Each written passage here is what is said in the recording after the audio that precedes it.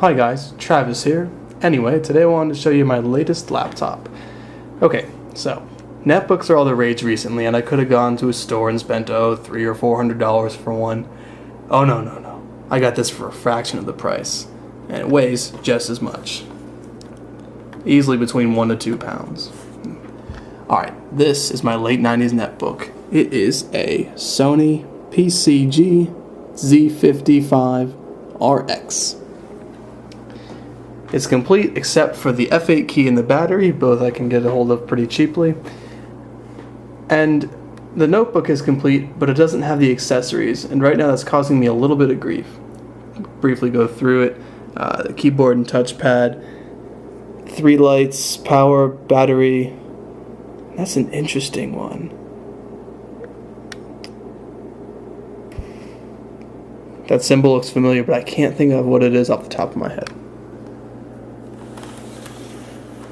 Okay, over here is a slider for the power, a button for the power, which I think functions as a reset button.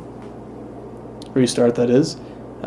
Vents, the end of a USB mini cable, which is interesting. Here is a slot for something. I believe it's one of Sony's proprietary cables, but I'm not certain. Infrared. I haven't seen one of those in a very long time. And then dial-up, which I find interesting because that just pops out there, and then you can stick your phone cable in there at an angle.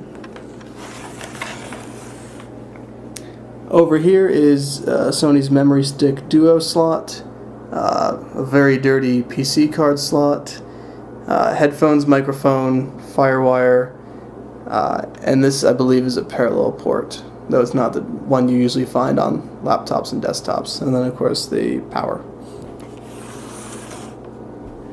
And up here it's got lights for the computer doing stuff, and then the 3 locks, numerical scroll, and shift. Alright, cool.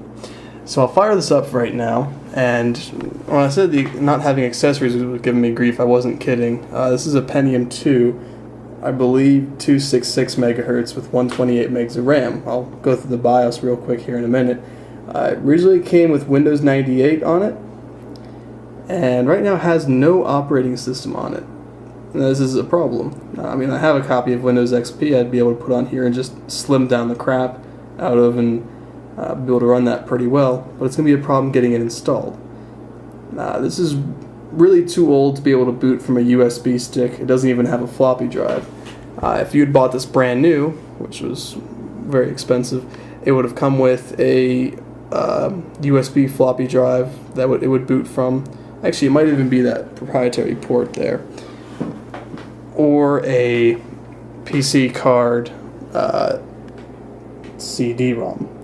Now, I have a USB CD drive here, but unfortunately, I thought I'd give it a shot anyway. It didn't work. No dice.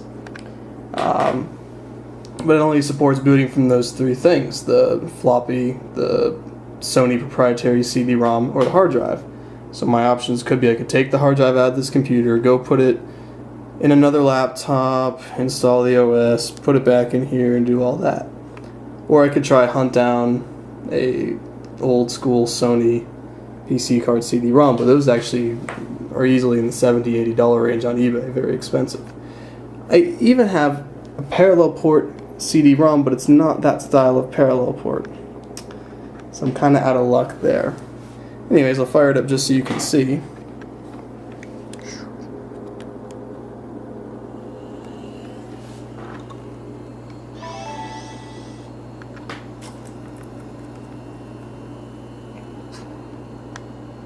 I'm sorry, 400 megahertz.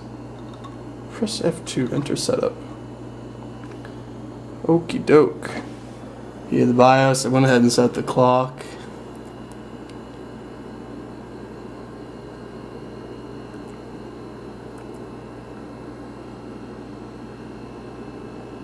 Interesting amount of options here. Standard stuff. And like I said, on the boot menu, it's either the diskette drive, CD-ROM, or the hard drive. Like I said, this computer has no ports, or no drives built into it, excuse me.